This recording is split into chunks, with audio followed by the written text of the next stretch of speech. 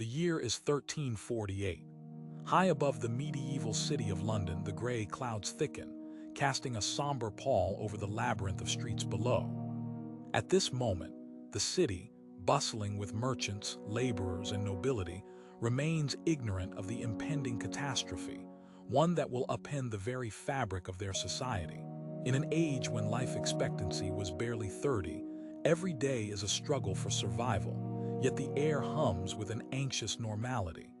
On the ground, narrow cobblestone alleys wind through the city, lined with wooden houses crammed shoulder to shoulder.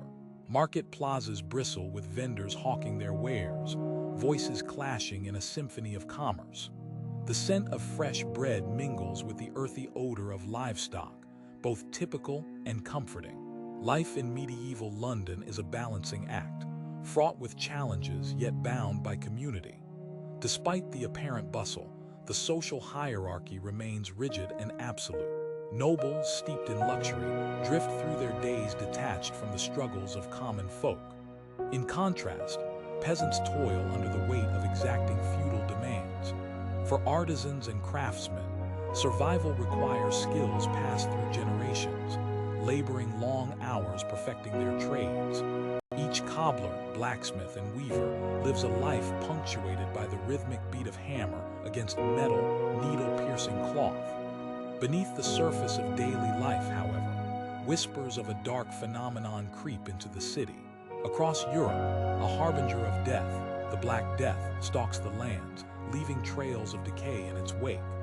Carried by rats aboard merchant ships, it spreads with an insidious speed, transforming bustling ports into ghost towns.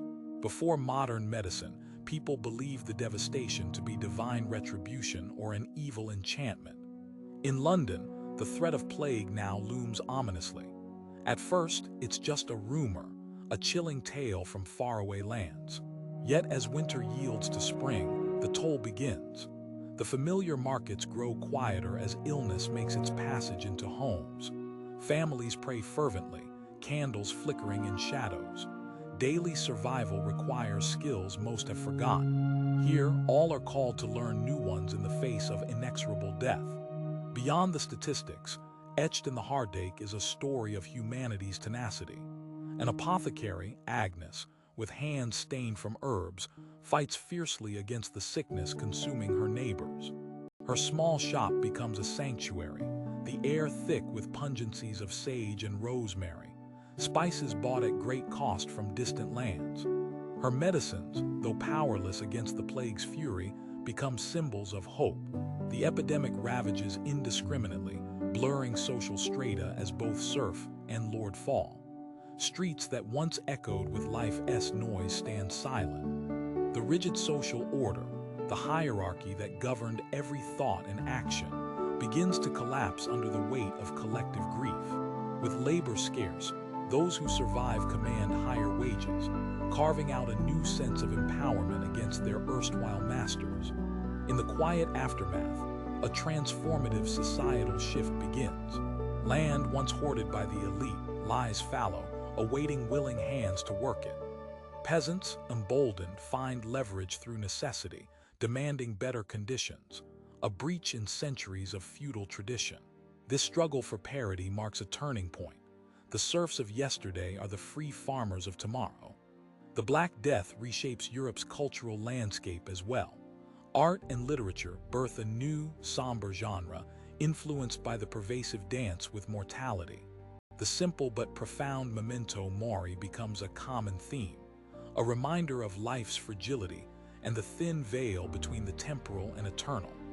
In monastic scriptoria, monks labor tirelessly, preserving ancient knowledge while also reflecting the stark realities of a world reshaped.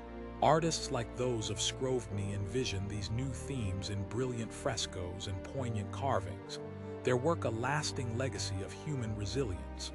In these depictions, the unavoidable journey of mankind is captured, a poignant chronicle of both loss and hope.